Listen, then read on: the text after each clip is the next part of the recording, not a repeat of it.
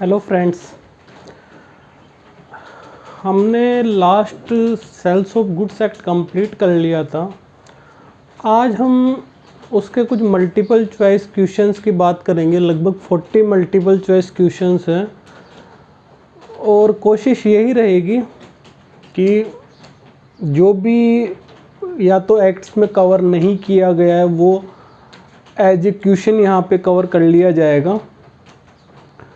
और वैसे तो एक्ट में काफ़ी डिटेल से पढ़ा है, जो भी इम्पोर्टेंट है वो सब कुछ पढ़ लिया है, लेकिन अगर कुछ छूट गया हो तो वो यहाँ पे कवर करेंगे।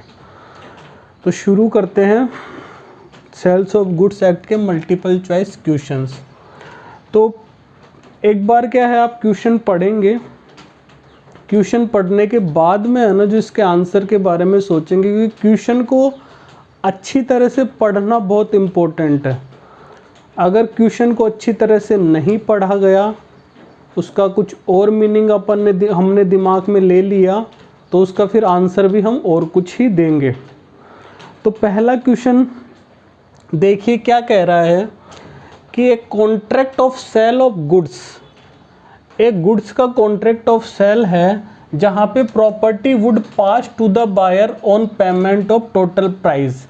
वहाँ पे क्या होगा कि जो प्रॉपर्टी है वो सेलर से बायर के पास ट्रांसफ़र कब होगी, जब बायर क्या करेगा, प्राइस का टोटल पेमेंट कर देगा। अब इसके ऑप्शन देखिए, पहला ऑप्शन है सेल। तो सेल की डेफिनेशन पे जाएंगे तो वहाँ पे क्या हो रहा था कि इमीडिएट ट्रांसफ़र ऑफ प्रॉपर्टी हो रही थी। वहाँ पे कहीं पे प्राइस की बात की जा रही थी क्या? नहीं की जा रही थी। तो ये क्या हो गया, गलत हो गया। दूसरा agreement to sale. Agreement to sale में क्या हो रहा था कि प्रॉपर्टी ट्रांसफ़र होती है कब, या तो फ्यूचर में होती है या फिर फुलफिल सर्टेन कंडीशंस। तो यहाँ पे फ्यूचर की बात तो नहीं हो रही है, लेकिन कुछ कंडीशंस की बात हो रही है कि जब पेमेंट हो जाएगा टोटल प्राइस का, तब गुड्स क्या है, बायर के पास चली जाएगी। तो ये आंसर हो सकता है।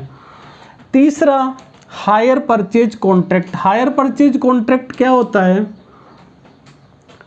हमने एक बाइक खरीदी, अभी समझेंगे इसको हायर परचेज कॉन्ट्रैक्ट क्या होता है। हमने किसी शोरूम पे गए और एक बाइक खरीदी, तो हमारे पास वो बाइक 50,000 रुपीज़ की थी। 50,000 रुपीज़ नहीं थे, केवल 10,000 रुपये थे। तो हम क्या करेंगे, 10,000 रुपये एज ए डाउन पेमेंट जमा करवा देंगे और 40,000 रुपये का क्या करेंगे, लोन ले लेंगे। किससे? किसी भी बैंक से या फिर फाइनेंशियल इंस्टीट्यूशन से।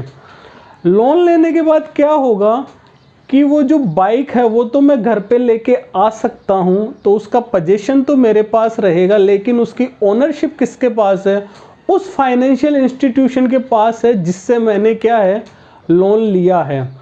वो जो आरसी बुक होती है, जो आरसी बुक होगी उसमें उस फाइनेंशियल इंस्टीट्यूशन का नाम लिखा हुआ रहेगा। जैसे मान लीजिए मैंने धानी से लोन लिया है, या ऐसे मान लीजिए मैंने एसबीआई से लोन लिया, तो उस जो आरसी बुक है, एक तो उसमें एसबीआई का रहेगा, हाइपोथिकेशन उसमें रहेगा कि हाइपोथिकेट टू एसबीआई, और जो इस बाइक की इंश्योरेंस पॉलिसी लेंगे उसमें भी रहेगा एसबीआई का हाइपोथिकेशन ही है। तो जो कस्टमर है, जो बायर है, वो उस बाइक को बेच नहीं सकता जब तक कि वो पूरा पेमेंट नहीं कर देता, जो 40,000 बचे हैं एसबीआई को। वो कब बेच सकता है, उसका ओनरशिप कब आ जाएगी, अभी तक उसके पास पोजीशन है, लेकिन ओनरशिप कब आ जाएगी, जब वो एसबीआई को पूरा पेमेंट कर देगा। फिर वो आरटीओ में जाएगा, पूरा जो बैंक से नॉन ऑब्जेक्शन सर्टिफिकेट लेगा और ये हाइपोथिकेशन कैंसिल करवाएगा।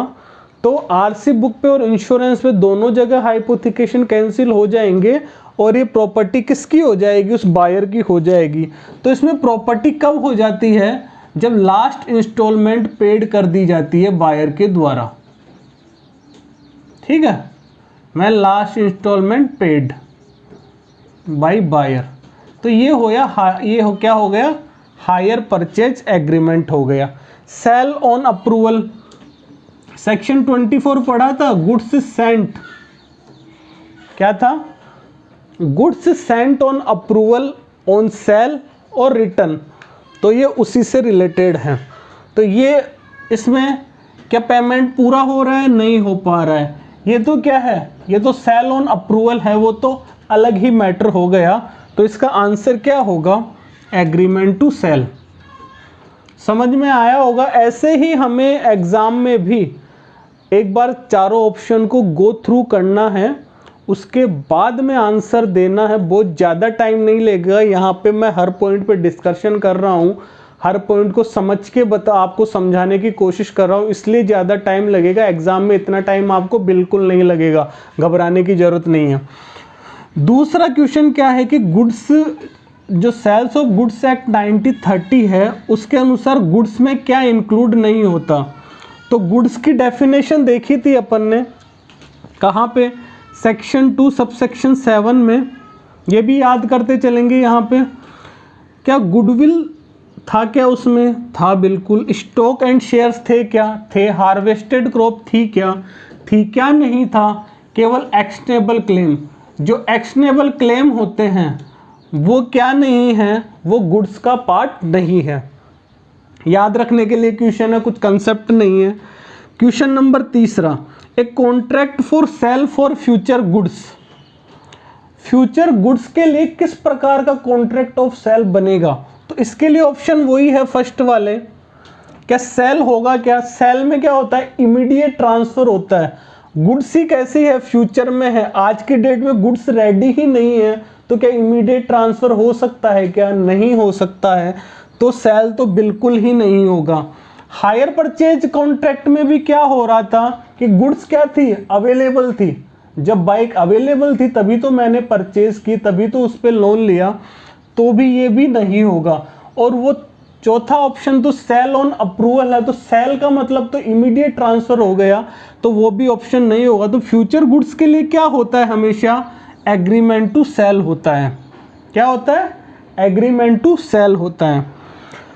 चौथा question, sales of goods act किस में डील करता है, क्या वो मूवेबल प्रॉपर्टी में डील करता है, या इमूवेबल प्रॉपर्टी में डील करता है, या फिर दोनों के साथ डील करता है।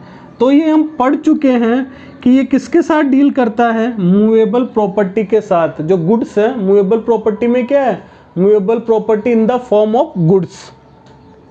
इमूवेबल प्रॉपर्टी के लिए एक एक्ट बना हुआ है, ट्रांसफर ऑफ प्रॉपर्टी एक्ट। वो अपने सिलेबस में नहीं है, लेकिन ध्यान रखना आप कि इसके लिए ट्रांसफर ऑफ प्रॉपर्टी एक्ट बना हुआ है। तो इसका कौन सा आंसर आ जाएगा, movable property in terms of goods. Question number 4 के अगर अपन ऑप्शन चेंज कर देते हैं कि सोगा किस में डील करेगा, सेल, मॉर्टगेज, प्लेस और all of the above.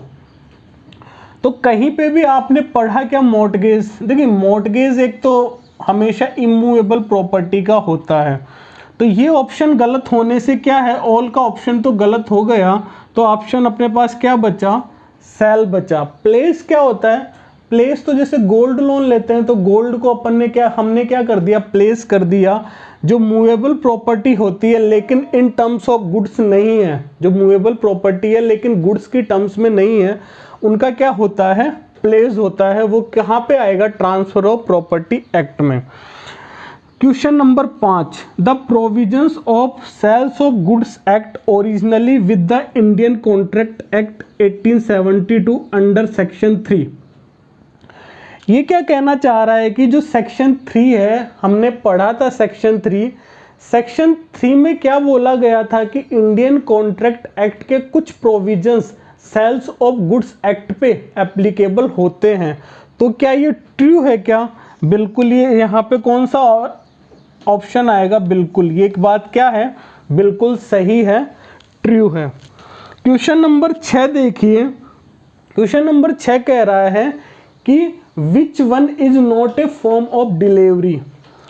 Delivery जो सेक्शन 2 सबसेक्शन 2 है, सेक्शन 2 का सबसेक्शन 2, उसमें डिलीवरी की डेफिनेशन दी हुई है। डिलीवरी का मतलब क्या होता है कि वॉलेंट्री ट्रांसफर ऑफ पोजीशन, क्या होता है, voluntary transfer of possession from one person to another, या फिर ऐसे कह सकते हैं कि सेलर से बायर के पास गुड्स का क्या होना, वॉलेंट्री ट्रांसफर होना, किसका, पोजीशन का, तो वो क्या कहलाता है, डिलीवरी। डिलीवरी के 3 टाइप पढ़े हैं हमने। एक्चुअल डिलीवरी, बिल्कुल फिजिकली डिलीवर्ड कर दिया, उसको एक्चुअल डिलीवरी कहते हैं। कंस्ट्रक्टिव डिलीवरी में एक्नॉलेजमेंट लिया जाता है। सिंबलिक डिलीवरी में जैसे कार को डिलीवर करना था, तो क्या कार को तो उठा के नहीं दे सकते हैं, उसके क्या है, की डिलीवर की जाएगी, वो होती है सिंबॉलिक डिलीवरी। और चौथा क्या है, स्ट्रक्चर्ड डिलीवरी। तो ऐसी कि कोई डिलीवरी का यहाँ पे क्या है, सेल्स ऑफ गुड्स एक्ट में नहीं बताया गया है, तो इसका आंसर क्या हो जाएगा, स्ट्रक्चर्ड डिलीवरी। तो ये क्वेश्चन 6 है, एक बार देख लेना। आगे बढ़ते हैं।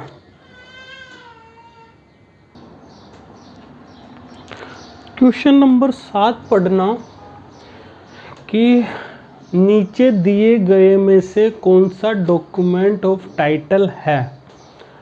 तो सबसे पहले तो हमें ये जानना पड़ेगा कि डॉक्यूमेंट ऑफ टाइटल होता क्या है। तो आप पढ़ेंगे तो मैंने डेफिनेशन लिखी है कि डॉक्यूमेंट ऑफ टाइटल एक ऐसा डॉक्यूमेंट है which authorize possessor to receive and transfer the goods, to receive और ट्रांसफ़र द गुड्स। जिसके पास डॉक्यूमेंट ऑफ टाइटल है वो गुड्स को रिसीव भी कर सकता है और ट्रांसफ़र भी कर सकता है। तो रेलवे रिसीट, जिसके पास रेलवे रिसीट होती है, जिसके पास रेलवे रिसीट होती है वो गुड्स को क्या कर सकता है, रिसीव कर सकता है। वार फिंगर सर्टिफिकेट, जो शिप होती है, शिप का जो कीपर होता है या उसका ओनर होता है, उसके द्वारा जो उसके पास जो सर्टिफिकेट है वो कौन सा है, वार फिगर सर्टिफिकेट है। तो ये भी एक तरह का क्या है, डॉक्यूमेंट ऑफ टाइटल है, याद करना पड़ेगा।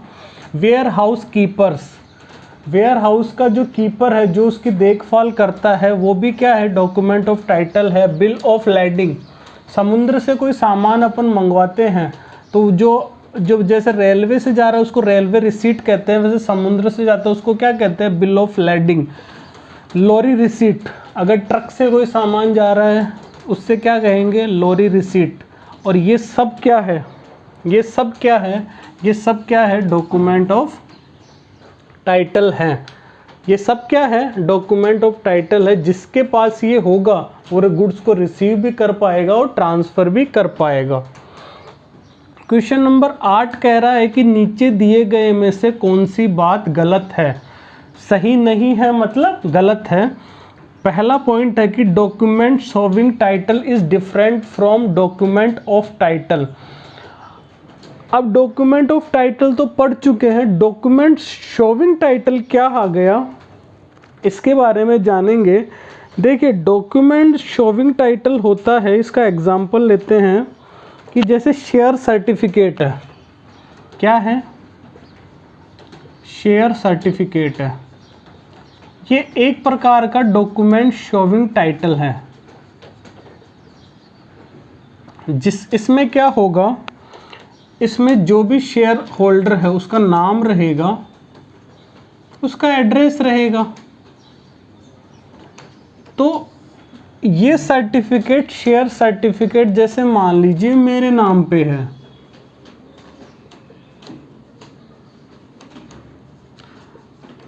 तो अगर ये शेयर सर्टिफिकेट मैंने किसी को दे दिया, मान लीजिए मैंने रमेश को दे दिया, मैंने रमेश को दे दिया, तो क्या वो इन शेयर्स का क्या कर पाएगा, ट्रांसफ़र या रिसीव कर पाएगा क्या, तो नहीं कर पाएगा, ऐसा नहीं होगा। डॉक्यूमेंट शोविंग टाइटल में जो ओनर है वो ही जाके, जैसे शेयर सर्टिफिकेट है तो मुझे ही जाना पड़ेगा, मैं ही जाके क्या कर सकता हूँ, शेयर को रिसीव कर सकता हूँ या ट्रांसफ़र कर सकता हूँ। अब शेयर को रिसीव करना वो मत जाएगा कि डीमेट फॉर्म में है कैसे, वो सब नहीं, अपने को हमने समझना है, वो समझ लिया कि डॉक्यूमेंट शोइंग टाइटल का एग्जांपल है शेयर सर्टिफिकेट, ये जिसके नाम पे है केवल वो ही क्या है शेयर को रिसीव या ट्रांसफ़र कर पाएगा। और इसका एग्जाम्पल डॉक्यूमेंट ऑफ टाइटल का जैसे शेयर सर्टिफिकेट हो तो एक शेयर वारंट होता है, तो शेयर वारंट क्या है, डॉक्यूमेंट ऑफ टाइटल जिसके पास है वो क्या कर सकता है, शेयर को रिसीव कर सकता है, ट्रांसफ़र कर सकता है। बिल ऑफ लेडिंग बात कर ली, क्या डॉक्यूमेंट ऑफ टाइटल है क्या, बिल्कुल है, ये दोनों डिफरेंट है क्या है। Specific goods can be identified and agreed upon at the time of contract of sale, हाँ जब कॉन्ट्रैक्ट ऑफ सेल बन रहा है तो अगर कोई अनअसर्टेन्ड गुड्स है तो मैं उसको क्या कर सकता हूँ, असर्टेन्ड कर सकता हूँ। सेक्शन पढ़ा था, अनअसर्टेन्ड गुड्स मस्ट बी असर्टेन्ड, ऐसा कुछ था ना सेक्शन नंबर 18, सेक्शन 18 क्या था, गुड्स मस्ट बी असर्टेन्ड, वही वाली बात ये कह रहा है, तो ये भी सही है, तो ये सारे क्या हैं, सही हैं। अब ये आप ये मत देखिएगा कि ऑल ऑफ अबोव भी सब में सही है, मैं आपको क्या है पॉइंट्स समझाने की कोशिश कर रहा हूँ, पॉइंट समझाने की कोशिश कर रहा हूँ। यहाँ डॉक्यूमेंट ऑफ टाइटल समझ में आया, डॉक्यूमेंट शोइंग टाइटल समझ में आया, तो ये हम समझने की कोशिश कर रहे हैं। क्वेश्चन नंबर 9 कह रहा है कि जो कॉन्ट्रैक्ट ऑफ सेल है वो क्या है, एग्जीक्यूटरी कॉन्ट्रैक्ट है या एग्जीक्यूटेड है। तो कॉन्ट्रैक्ट ऑफ सेल क्या है, contract of sale executed contract है, क्यों, क्योंकि सेल हो चुका है, इमीडिएट ट्रांसफ़र होता है। और एग्जीक्यूटरी कौन सा है, एग्रीमेंट टू सेल है, क्यों, क्योंकि ये फ्यूचर में होगा, ये फ्यूचर में होगा। तो एग्जीक्यूटेड क्या है, सेल क्या है, एग्जीक्यूटेड कॉन्ट्रैक्ट है, और एग्रीमेंट टू सेल क्या है, एग्जीक्यूटरी कॉन्ट्रैक्ट है, फ्यूचर में या सर्टेन कंडीशन फुलफिल होने के बाद ही क्या होगा, कॉन्ट्रैक्ट बनेगा, खत्म होगा।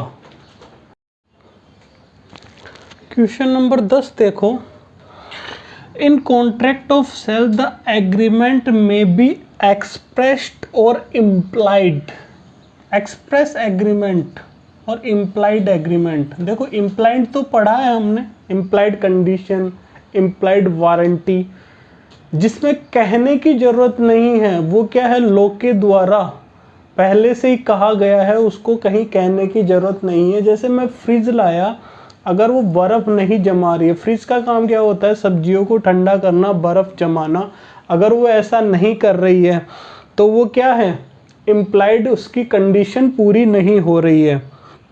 ऐसे ही एक्सप्रेस्ड क्या हो, जैसे इम्प्लाइड वारंटीज भी पड़ी थी 4 टाइप्स की, क्या थी, undisturbed position, free from encumbrance, ठीक है, quality, fitness as a trade usage, disclose dangerous nature of goods. तो वैसे ही ये तो हो गए इम्प्लाइड। एक्सप्रेस्ड क्या होता है कि वर्ड्स में कहने की ज़रूरत है जिसको, अब ये ओरली भी हो सकता है और कैसा हो सकता है, रिटर्न में भी हो सकता है। तो ये कह रहा है कि agreement from the conduct of parties, expressed और implied from the conduct of parties, क्या ये सही है या गलत है। तो सेक्शन 19 क्या था, सेक्शन 19 एक बार याद करना, सेक्शन 18 तो बताया अभी कि goods must be ascertain, section 19 था कि जब पार्टी क्या है इंटेंड होगी ट्रांसफ़र करने के लिए, तभी तो क्या है कॉन्ट्रैक्ट बनेगा। In the parties intended to transfer, तभी क्या है कॉन्ट्रैक्ट बनेगा। तो ये क्या है, ट्रू होगा। ये सेक्शन 19 वाली बात यहाँ पे बोली गई है। क्वेश्चन नंबर 11 में आओ कि कॉन्ट्रैक्ट ऑफ सेल में subject matter always be money, क्या सब्जेक्ट मैटर मनी होता है क्या ये सही है या गलत है।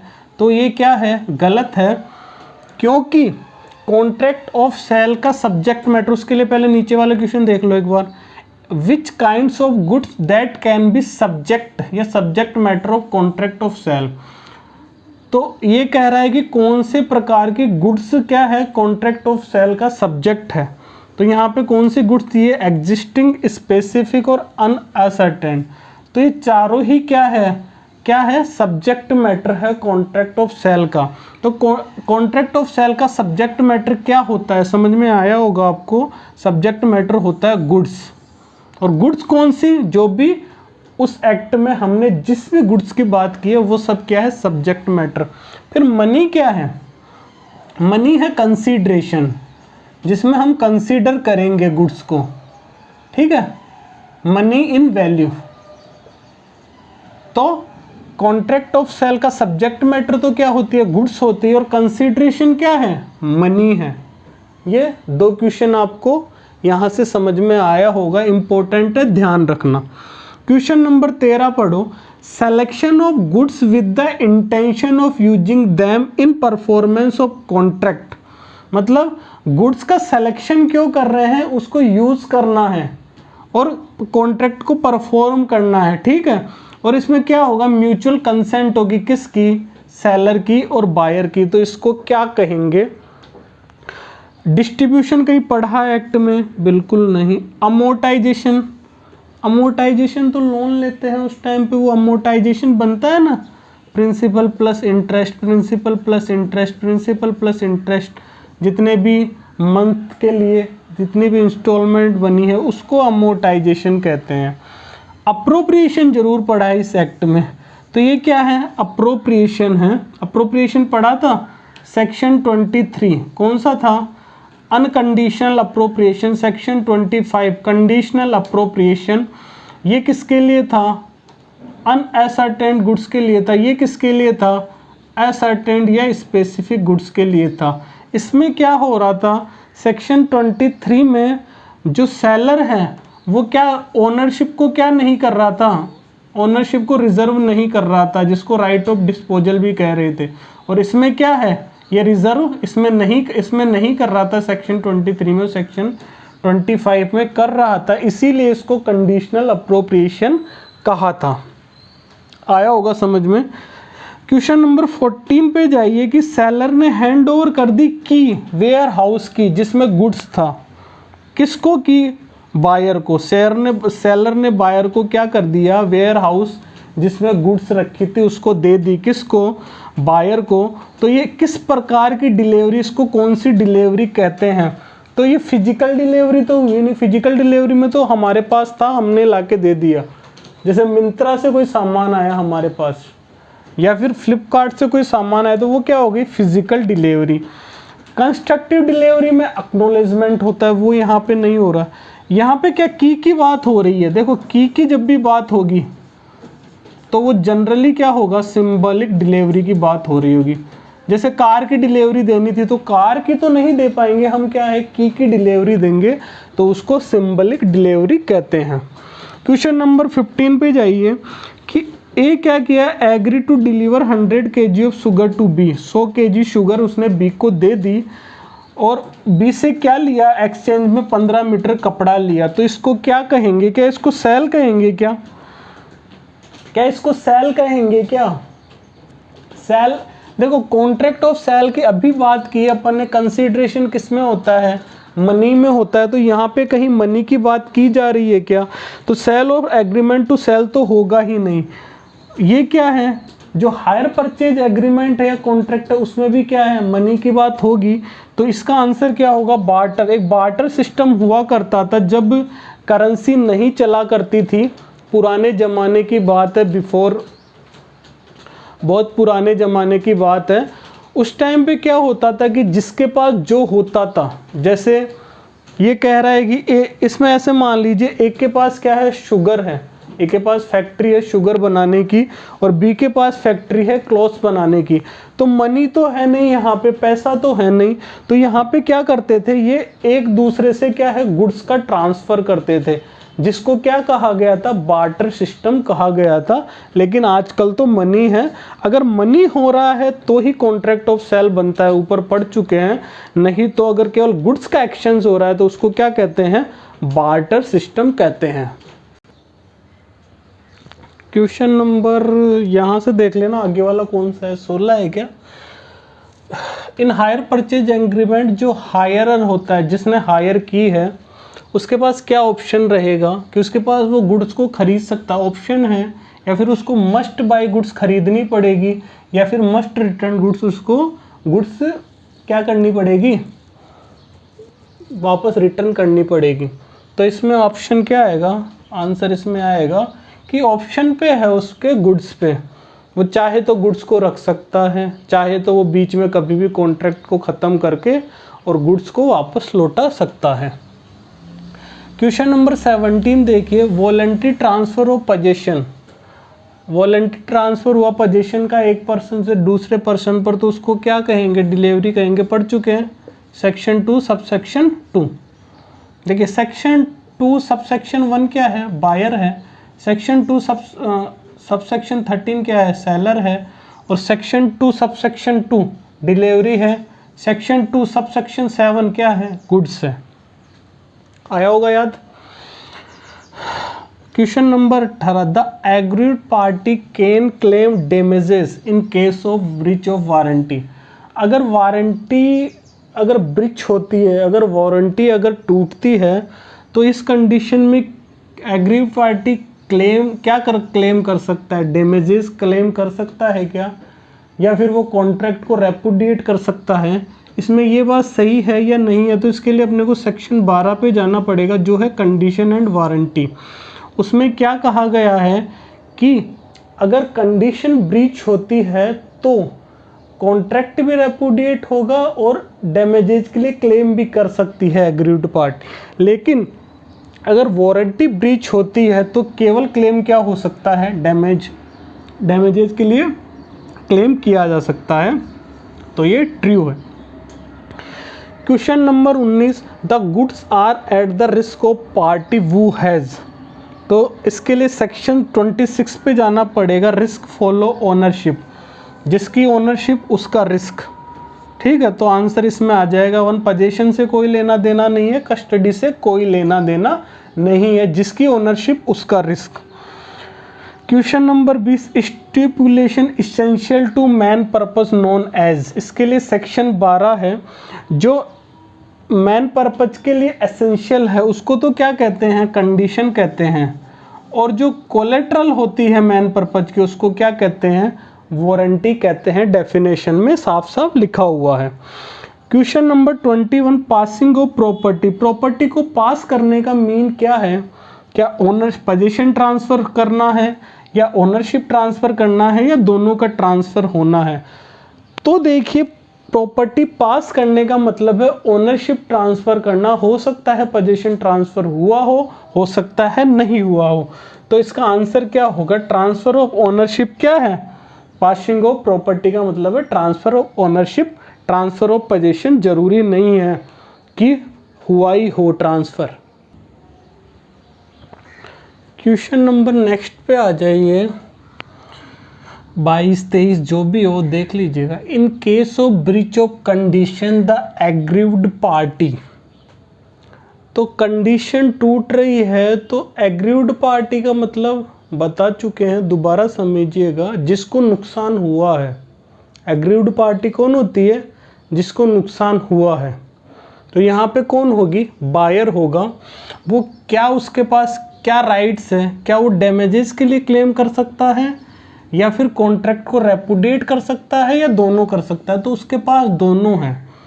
अगर कंडीशन की बात कर रहे हैं तो कॉन्ट्रैक्ट भी रेपुडिएट होगा और डैमेजेस के लिए भी क्लेम किया जा सकता है। लेकिन अगर यहाँ पे वारंटी की बात होती है तो केवल क्या हो सकता है, वारंटी में केवल शू किसके लिए किया जा सकता है, डैमेजेस के लिए। उसमें कॉन्ट्रैक्ट रेपुडिएट नहीं होता है, कॉन्ट्रैक्ट कैंसिल नहीं किया जा सकता है। नेक्स्ट क्वेश्चन, सेक्शन 12 है इसका, कंडीशन वारंटी। सेक्शन 13 क्या है, जब कंडीशन वारंटी की तरह ट्रीट की जाती है, पढ़ चुके हैं। Section 23 very very important, doctrine of कैवेट emptor किस पे अप्लाई नहीं होता है। तो डॉक्ट्राइन ऑफ कैवेट एम्पेटर का सेक्शन कौन सा है, 16 है। इसका कौन सा सेक्शन है, सेक्शन 16 है। ये क्या कहता है, let the buyer beware. Buyer को है ना, जो भी सिलेक्शन करना है गुड्स का, तो उसको है ना जो अपने स्किल और जजमेंट के हिसाब से करना है, सेलर उसके लिए रेस्पॉन्सिबल नहीं होगा। तो डॉक्ट्राइन जो ये कैवेट एम्पटर का सिद्धांत है वो किस किस पे नहीं लगता है? अगर गुड्स खरीदी गई हो सैंपल से, डिस्क्रिप्शन से, sample as well as description से, क्वालिटी फिटनेस से, मर्केंटेबल क्वालिटी की हो, वूलसमनेस हो, पेटेंट और ब्रांड नेम हो, और सेलर ने जानबूझ के एक्टिवली कंसील डिफेक्ट और फ्रॉड, ये सब कंडीशन होती है। तो यहाँ पे क्या है, बायर रेस्पॉन्सिबल नहीं होगा। कौन रेस्पॉन्सिबल होगा? सेलर रेस्पॉन्सिबल होगा। तो ये इन कंडीशन में अप्लाई नहीं होता है, पढ़ चुके हैं। इसके बाद इसी से रिलेटेड एक क्वेश्चन देखिए, क्वेश्चन नंबर 24। ये क्या कह रहा है कि इनमें से कौन सी एक इम्प्लाइड कंडीशन नहीं है? तो इम्प्लाइड कंडीशन सैंपल वाली होती है, पढ़ चुके हैं कि सैंपल और बल्क सेम होना चाहिए। डिस्क्रिप्शन जैसा डिस्क्रिप्शन में दिया वैसा ही गुड्स होनी चाहिए, सैंपल और description. Quality fitness, merchantable quality, wholesomeness. Wholesomeness तो मतलब जैसे कोई खाने की चीज़ है, जैसे एक बिस्किट है पार्ले जी का, ठीक है, उस पर एक्सपायरी डेट है 24 मार्च 2021, ठीक है। अगर ये मैंने ख़रीदा 25 मार्च 2021 को, तो ये क्या है, खाने लायक नहीं है, क्योंकि लो पहले ही कह चुका है कि 24 मार्च तक ही क्या होगा, खाने लायक रहेगा। तो इस कंडीशन को ये क्या होती है, कंडीशन, इम्प्लाइड कंडीशन है वूलसमनेस। पेटेंट और ब्रांड नेम, देखो यहाँ पे क्या है, डॉक्ट्राइन ऑफ कैवेट एम्पटर पेटेंट और ब्रांड नेम पे अप्लाई नहीं होता है। यहाँ पे इम्प्लाइड कंडीशन है ना, वो भी इस पे नहीं लगती है। किस पे? अगर कोई चीज़ पेटेंट की या ब्रांड से खरीदी गई है, जैसे एग्जांपल लिया था कूलर का एग्जांपल लिया था कि सिम्फनी कूलर हमें ख़रीदना था। हम गए तो हमने शोरूम वाले को कहा कि हमें सिम्फनी कूलर चाहिए, तो उसने कहा कि सर आप सिम्फनी क्यों लेते हो, उसको कहाँ पकड़ने जाएंगे आप, अगर कूलर ख़राब हो गया तो ये हमारी कंपनी बनाते हैं, आप हमसे लीजिए। लेकिन मैंने कौन सा कूलर लिया, सिम्फनी कूलर लिया, तो उसमें कोई इम्प्लाइड कंडीशन नहीं होगी। तो इम्प्लाइड कंडीशन कौन कौन सी नहीं होती है कि अगर कोई चीज़ पेटेंट और ब्रांड से खरीदी गई हो। दूसरा, ये हमने वहाँ पढ़ा नहीं था, पढ़ लेते हैं कि प्रोडक्ट एक पर्टिकुलर पर्पस के लिए यूज़ किया जाना था, लेकिन बायर ने क्या किया, उसने क्या है, बायर ने और किसी चीज़ के लिए यूज़ किया और उस अबनॉर्मल सर्कमस्टेंस को सेलर को बताया नहीं। तो यहाँ पे भी कोई इम्प्लाइड कंडीशन, इसका साफ एग्जाम्पल है कि जैसे वॉशिंग मशीन थी, वॉशिंग मशीन का क्या काम है, वॉशिंग मशीन का क्या काम है, कपड़े धोना। लेकिन हमने उससे क्या कर लिया, हमने उसमें जूस बना लिया, उसमें लस्सी बना ली, तो ये उसका काम था क्या? ये उसका काम नहीं था। लेकिन ये अबनॉर्मल काम कर लिया हमने जो उसका काम नहीं था। अगर इस कंडीशन में वॉशिंग मशीन ख़राब हो जाती है तो सेलर की कोई रेस्पॉन्सिबिलिटी नहीं होगी। तो इम्प्लाइड कंडीशन किस किस पे नहीं लगेगी? जब पेटेंट ब्रांड का हो, पर्टिकुलर पर्पस के लिए ख़रीदा हो लेकिन उस पर्पस के लिए यूज़ नहीं किया गया हो। तीसरा, गुड्स यूज़ की जा सकती है एक से ज़्यादा पर्पस के लिए, लेकिन बायर्स क्या हो गया, fails to known the purpose to seller, लेकिन उसने सेलर को उसका पर्पस नहीं बताया। इसका एग्जांपल ले लीजिए मिल्क। देखिए मिल्क से क्या दही बन सकता है, क्या मिल्क से घी बन सकता है, क्या मिल्क से पनीर बन सकता है, क्या सब कुछ बन सकते हैं। लेकिन हमने क्या है कि सेलर को बताया नहीं कि हम किसके लिए दूध लेके जा रहे हैं। तो इस कंडीशन में भी क्या है, इम्प्लाइड कंडीशन इस पे भी लागू नहीं होगी। इम्प्लाइड कंडीशन यहाँ पे 3 चीज़ों पे लागू नहीं होती है। साथ साथ जो इम्प्लाइड वारंटीज़ की बात कीजिए, undisturbed position, free from encumbrance, quality और fitness as a trade usage और डेंजरस नेचर ऑफ डिस्क्लोज। तो dangerous nature, quality and fitness पे तो क्या है, क्वालिटी एंड फिटनेस का एक बार देखते हैं। फिटनेस देखिए, तीसरा क्वालिटी और फिटनेस था, तो क्वालिटी और फिटनेस में दोनों हैं, इम्प्लाइड वारंटीज़ में भी है और इम्प्लाइड कंडीशन में भी है, दोनों जगह ये चीज़ है। और चौथा क्या था, डेंजरस नेचर डिस्क्लोज करना है। तो जो वारंटी की 3 बातें हैं, कौन सा, पहली, दूसरी और चौथी, और 3 ये है, ये हमने पढ़ाई। ये 6 चीज़ें में क्या है, इम्प्लाइड कंडीशन एप्लीकेबल नहीं है, ध्यान रखना, क्वेश्चन बन सकता है। ठीक है, आगे बढ़े क्वेश्चन 24, क्वेश्चन 25 की ओर बढ़ते हैं।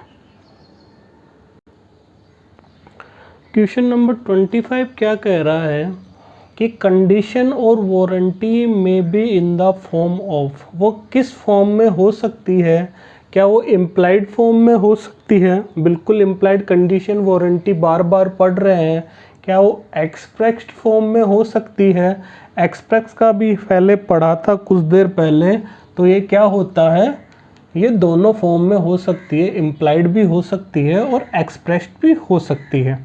क्वेश्चन नंबर 26 थोड़ा ध्यान से देखना कि एम एक सेलर है, उसने एन बायर को टीवी सोल्ड की, टीवी बेच दी। अब क्या हुआ कि एन टीवी ले गया, उसके बाद में टीवी हैड मैन्युफैक्चरिंग डिफेक्ट। कैसा डिफेक्ट है उसमें, अगर मैन्युफैक्चर डिफेक्ट है, और ये क्या है, टीवी क्या है, did not work after few days in spite of repairing. इसके पास टीवी नहीं चल रही थी एन के पास, तो वो एम को पास लेके आया और उसने कहा कि इसको रिपेयर कर दीजिए। रिपेयर करने के बाद भी वो टीवी चल नहीं पा रही है, तो इस कंडीशन में टीवी क्या है, मर्केंटेबल क्वालिटी की नहीं है, जो पढ़ा था अपन ने अभी इम्प्लाइड कंडीशन में। तो क्यों, क्योंकि ये जो इसका ऑर्डिनरी पर्पस है वो पूरा नहीं कर पा रही है, चल नहीं पा रही है, तो ऑर्डिनरी पर्पस पूरा नहीं कर पा रही है, तो ये इम्प्लाइड कंडीशन हो गई। तो इस कंडीशन में क्या है, कॉन्ट्रैक्ट कैंसिल किया जा सकता है और डैमेजेस और रिफंड भी लिया जा सकता है, तो ये पहला ऑप्शन है। दूसरा, कैन नॉट नहीं किया जा सकता, ऐसा तो नहीं है, इसमें क्या कर सकता है, बायर गुड्स को रिजेक्ट कर सकता है और रिफंड ले सकता है। Implied condition merchantable quality section 16 subsection 2। ये तो आपको पता ही होगा कि एक्ट होता है कोई भी, उसमें पहले चैप्टर्स में डिवाइड होता है, चैप्टर सेक्शंस में डिवाइड होते हैं, सेक्शन सब सेक्शन में डिवाइड होते हैं, सब सेक्शन क्लोज में और क्लोज सब क्लोज में डिवाइड होते हैं। ये तो आपको पता होगा, अगर नहीं पता है तो पता चल गया होगा, बस एक जनरल नॉलेज के हिसाब से ध्यान रखिएगा। क्वेश्चन नंबर 27 कह रहा है कि in case of sale on approval, sale on approval कौन सा सेक्शन है, 24 सेक्शन में क्या कह रहा था, ownership transfer to the buyer when he, ownership buyer के पास कब ट्रांसफर होगी, एक्सेप्ट द गुड्स, अगर मान लीजिए बायर ने एक्सेप्ट कर ली गुड्स तो ट्रांसफर हो जाएगी, क्या हो जाएगी, अडोप्ट द ट्रांजेक्शन, वही वाली बात है, उसने अगर बिल पे साइन करके दे दिया तो क्या हो जाएगा, क्या हो जाएगा, और अगर उसने क्या कर गुड्स को रिटर्न नहीं किया तो भी क्या है, ओनरशिप ट्रांसफ़र मानी जाएगी। तो ये इसमें क्या आंसर आएगा, ऑल ऑफ द अबव। अब आगे थोड़े से इम्पोर्टेंट क्वेश्चन, इम्पोर्टेंस बढ़ती जा रही है क्वेश्चन को, कि थोड़े से डीपली क्वेश्चन ये है, तो इनको ढंग से समझना है। क्वेश्चन नंबर 27 क्या कह रहा है कि A sells to B 100 bags of wheat, A ने बी को 100 बैग व्हीट के बेच दिए, जो कहाँ रखे थे, lying in C warehouse, C के वेयर हाउस में रखे थे, ए के बैग थे, तो ए ने क्या कहा, बी को बेच दिए, और ए ने क्या कहा, ऑर्डर दिया सी को कि ये जो 100 बैग्स है ना, वो बी को क्या करना है, डिलीवर करना है।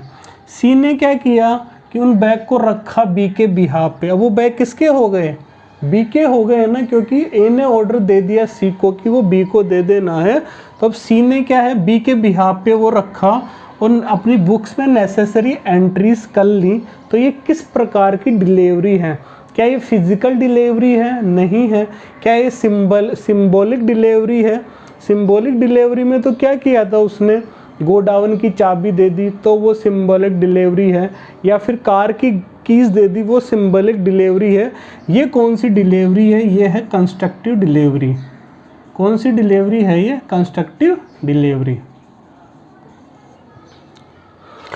Question number 28, in contract of sale if the seller is not owner the goods, जो बेच रहा है वो ओनर ही नहीं है गुड्स का, मतलब या तो उसके पास चोरी की गुड्स है, देन द बायर सेल। तो बायर क्या होगा, सेक्शन 27 पढ़ा था कि seller can not transfer to the buyer a better title he himself has. मतलब अगर वो खुद ओनर है तो ही तो वो ओनर बना पाएगा बायर को। अगर उसने खुद ने ही चोरी की सामान अगर वो बेच रहा है तो बायर भी क्या है, ओनर नहीं बनेगा, क्योंकि सेलर चोरी का सामान बेच रहा है तो सेलर ओनर नहीं है उसका, तो बायर भी ओनर नहीं बनेगा। तो इसमें क्या कह रहा है कि सेलर के पास कैसा टाइटल रहेगा, note B same that of seller. Seller के पास जो टाइटल है क्या वो बायर के पास नहीं रहेगा, ऐसा तो नहीं होगा। B same that of seller, जो सेलर के पास टाइटल है क्या वही बायर के पास रहेगा, हो सकता है। Be better than that of seller, better तो कैसे मिलेगा, बेटर कैसे मिलेगा, अगर ये ओनर नहीं है तो बायर भी ओनर नहीं है तो इनके पास क्या रहेगा, सेम टाइटल रहेगा। सेक्शन 27 से 30 में पढ़ा था। नेक्स्ट क्वेश्चन, नेमो डेट क्वीड नॉन हैबिट मीन्स। ये देखो ऐसे याद करनी है, ये कोई प्रोवर्ब ऐसा कुछ है, इसको ऐसे कैसे याद कर लेनी है। इसका मतलब क्या होता है कि one can not give what one does not है। वो ऊपर वाली बात कह रहा है कि जो मेरे पास नहीं है वो मैं किसी को दे नहीं सकता, या फिर no one can give the better title what he has. जो उसके पास टाइटल है उससे बेटर टाइटल वो नहीं दे सकता, जो जिसके पास टाइटल है उससे बेटर टाइटल नहीं दे सकता, ऊपर वाली ही बात कही गई है। नेक्स्ट क्वेश्चन नंबर 30 क्या कह रहा है कि the unpaid seller has right of stoppage in transit only when buyer. Unpaid seller stoppage in transit कब कर सकता है, तो अनपेड सेलर का सेक्शन 45(1), अनपेड सेलर के right section 46, stoppage in transit section 50। क्या इंसॉल्वेंट हो जाएगा बायर तब कर सकता है, या बायर ने पैसे देने के लिए मना कर दिया तब कर सकता है, या बायर ने क्या किया फ्रॉड कर लिया तब कर सकता है, या ऑप्शन ऑल होगा। तो इसमें स्टॉपेज इन ट्रांजिट केवल एक ही कंडीशन में होता है, जब बायर क्या हो जाए, इंसॉल्वेंट हो जाए। कंफ्यूज मत होना, डिफरेंस में भी पढ़ा था कि स्टॉपेज इन ट्रांजिट एक ही कंडीशन में होगा, कब, जब बायर हो जाएगा इंसॉल्वेंट। क्वेश्चन नंबर 31 देखो, the unpaid seller having right against. Unpaid seller किसके अगेंस्ट राइट रखता है, क्या बायर के अगेंस्ट रखता है, क्या रखता है ना, क्या रखता है, शू कर सकता है किसके लिए, डैमेज के लिए, ठीक है, मनी के लिए, इंटरेस्ट के लिए। गुड्स के अगेंस्ट क्या कर सकता है, होल्ड कर सकता है, लीन लगा सकता है, स्टॉपेज कर सकता है ट्रांजिट में, या फिर रीसेल कर सकता है। तो सेलर को क्या है, दोनों के अगेंस्ट क्या है, राइट होता है। Essence of right of lien, right of lien का मुख्य काम क्या है, डिलीवर करना। लीन लगा रहा है तो डिलीवर क्यों करेगा भाई, रिटेन करना गुड्स को या प्रॉपर्टी को, या रिगेन करना। तो इसका है रिटेन करना। लीन का क्या काम है, रिटेन करना, उसको अपने पास बनाए रखना है। रिगेन कब होती है, जब स्टॉपेज इन ट्रांजिट करता है ना, स्टॉपेज इन ट्रांजिट से क्या है, गुड्स को वापस मंगवा लिया उसने, तब क्या होती है, प्रॉपर्टी रिगेन होती है, सेलर की गुड्स सेलर के पास ही वापस आ गई है। लीन में क्या होगी, प्रॉपर्टी हमेशा रिटेन होगी। Question number 33, what exercise can be performed by seller against buyer who is not insolvent. अगर बायर इंसॉल्वेंट नहीं हुआ है तो सेलर क्या कर सकता है, लीन लगाएगा या फिर स्टॉपेज इन ट्रांजिट करेगा, या दो बोथ करेगा। देखिए कुछ देर पहले ही पढ़ा था कि बायर अगर इंसॉल्वेंट हो रहा है तो ही स्टॉपेज इन ट्रांजिट कर सकता है सेलर, नहीं तो नहीं कर सकता। तो अगर बायर इंसॉल्वेंट नहीं है तो सेलर क्या लगाएगा, सिर्फ लीन लगाएगा। Next, seller has right of resale, section 54। Seller resale कब कर सकता है, जब गुड्स हो पेरिशेबल नेचर की। पढ़ा था गुड्स जल्दी खराब होने वाली हो तो उसको रीसेल कर सकता है। या सेक्शन 25 के अंडर सेलर ने क्या कर लिया, रिजर्व कर लिया राइट ऑफ डिस्पोजल, तब कर सकता है। या फिर सेलर ने क्या है, बायर को नोटिस दे दिया कि मैं रीसेल करने जा रहा हूं, पढ़ चुके हैं। तो इन तीनों चारों कंडीशन में सेलर के पास क्या है, रीसेल का राइट है। क्वेश्चन नंबर 35 कैवेट एम्प्टर पढ़ चुके हैं। देखिए ये मैंने यहाँ पे क्यों लिखा है, अगर एग्जामिनर को पेपर सिंपल बनाना होगा ना तो वो चलो फिर भी ऐसे दे देगा कि सेक्शन 16 दे देगा, फिर 28 दे देगा, फिर 34 दे देगा, फिर 48 दे देगा, तो आपको आइडिया लग जाएगा कि ये सेक्शन 16 है, कैवेट एम्परेटर उसके आसपास था। लेकिन आजकल क्वेश्चन कैसे आते हैं, वो ऐसे नंबर से देगा 15, 16, 17, 18। अब बताओ, तो यहाँ पे क्या है, आपको शार्प मेमोरी रखनी है और सेक्शन को एग्जैक्ट याद करना है। तो यहाँ पे आंसर क्या आ जाएगा, 16 आ जाएगा। ये इसलिए बताया क्योंकि आजकल सेक्शन आते हैं 7, 8, 9, 10, पता चले यार ये तो सारे एक साथ ही थे, किसका क्या सेक्शन होगा, तो इसलिए सेक्शन सीक्वेंस से और अच्छी तरह याद कीजिएगा। क्वेश्चन 36 क्या कह रहा है, section of sales of goods provides for, जो सेल्स ऑफ गुड्स एक्ट वो क्या कहता है कि implied condition in case of sales goods by description. अगर डिस्क्रिप्शन से बेच रही है तो उस पर इम्प्लाइड कंडीशन लगती है क्या, बिल्कुल लगती है, काफ़ी बार पढ़ चुके हैं। Implied condition in case of sale goods under brand और पेटेंट नेम, अभी 3 कंडीशन पढ़ी थी कि ब्रांड और पेटेंट नेम है, इम्प्लाइड कंडीशन नहीं लगेगी। किसी पर्टिकुलर पर्पस के लिए खरीदा है, जैसे वॉशिंग मशीन खरीदी, उसमें क्या है, जूस बना दिया था, तो उस पर इम्प्लाइड कंडीशन नहीं लगेगी। तीसरा, एक कोई गुड से उसके मैनी, जैसे दूध से लस्सी भी बन रही थी, घी भी बन रहा था और पनीर भी बन रहा था, तो उसको बायर ने सेलर को नहीं बताया, तो इन तीनों कंडीशन में इम्प्लाइड कंडीशन नहीं लगेगी। तो यहाँ पे इम्प्लाइड कंडीशन लगने के लिए कह रहा है तो नहीं लगेगी। इम्प्लाइड वारंटी में डिस्क्रिप्शन कहीं नहीं आता है। 4 केस है, क्या है, undisturbed position, free from charge, quality, fitness और disclose the dangerous nature of goods. और चौथा वही implied condition in case of sale goods under brand and warranty, ये भी नहीं होगा। तो इसका आंसर क्या होगा, फर्स्ट होगा, implied condition in case of goods sale by description. Question number 37 देखिए, ये कह रहा है कि ओड छाटो, मतलब 4 में से 3 सिमिलर होगी, एक अलग होगी। तो दिख रहा होगा आपको कि स्पेसिफिक, अनअसर्टेंड और असर्टेंड, ये सब क्या है, एक तरह की गुड्स है, एग्जिस्टिंग गुड्स है, और ये क्या है, फ्यूचर गुड्स है, तो ये क्या है, ओड हो गया। क्वेश्चन नंबर 38 में कह रहा है कि सेक्शन 2 सबसेक्शन 1 के अनुसार बायर का क्या मतलब है, क्या वह पर्सन जो बाइस या एग्री टू बाई गुड्स, जो गुड्स खरीदने के लिए तैयार होता है, या वह पर्सन जो खरीदने के लिए तैयार होता है गुड्स एंड सर्विसेज। तो यहाँ पे कंफ्यूज होने की बिल्कुल ज़रूरत नहीं है। डेफिनेशन में क्या पढ़ा था कि जो गुड्स खरीदने के लिए तैयार होता है वो क्या होता है, बायर, और पर्सन वो सेल और एग्रीज टू सेल गुड्स, वो क्या होता है, सेलर। कौन सा, सेक्शन 2 सबसेक्शन 13। क्वेश्चन नंबर 39 क्या कह रहा है कि राम ने एक कार, अपनी ओल्ड कार शाम को बेच दी और शाम से क्या कर ली, नई कार खरीद ली। इन दोनों का जो डिफरेंस अमाउंट था नई और पुरानी कार का, वो राम ने क्या किया, कैश में पेड किया। तो ये कौन सा कॉन्ट्रैक्ट ऑफ केस को क्या कहेंगे, ये सेल है या एग्रीमेंट टू सेल है, तो ध्यान रखना ये क्या है, सेल है, इंपॉर्टेंट है, ध्यान रखना। तो ये हमने कोशिश की है सेल्स ऑफ गुड्स एक्ट के मल्टीपल चॉइस क्वेश्चन करने की।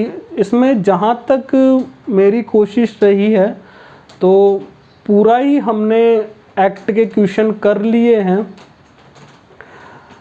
अब एक बात मैं आपको कहना चाहूँगा कि मुझे नहीं पता आप मल्टीपल चॉइस क्वेश्चन कब करते हैं, लेकिन अगर आप एक्ट पढ़ते हैं और एक्ट पढ़ा और उसके जस्ट बाद आप अगर मल्टीपल चॉइस क्वेश्चन कर रहे हैं तो आपके सारे क्वेश्चन सही ही रहेंगे, क्योंकि आपने अभी अभी पढ़ा है।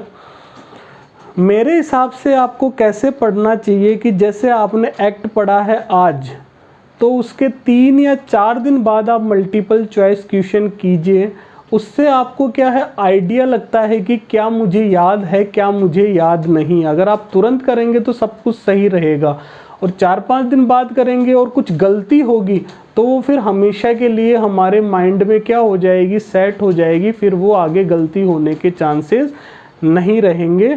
तो एक्ट के या फिर किसी भी चैप्टर से रिलेटेड एमसीक्यू तुरंत बाद नहीं करने चाहिए। 3-4 दिन के बाद जब वो एक्ट थोड़ा सा, जब वो जो भी पढ़ा अपन ने थ्योरी वो थोड़ा थोड़ा भूलना शुरू हो, तब अगर हम एमसीक्यू करें तो वो अपने लिए ज़्यादा यूज़फुल होता है। ठीक है, तो ये इनफ है अपने एग्ज़ाम के लिए। हो सकता है कि इसके बाहर कोई क्वेश्चन आने का चांसेस नहीं है, क्योंकि हमने एक्ट पढ़ लिया, फिर एक्ट के बाद क्या है एमसीक्यू पढ़ लिए। कुछ एक्ट में छूट गया था, वो भी क्या है हमने एमसीक्यू में पढ़ लिया। ठीक है, चलिए कमेंट करके बताइएगा वीडियो कैसा लगा, और अगर आपका कोई सजेशन है, क्वेरी है तो वो भी भेजिएगा कमेंट सेक्शन में। मिलते हैं नेक्स्ट वीडियो में। Thank you.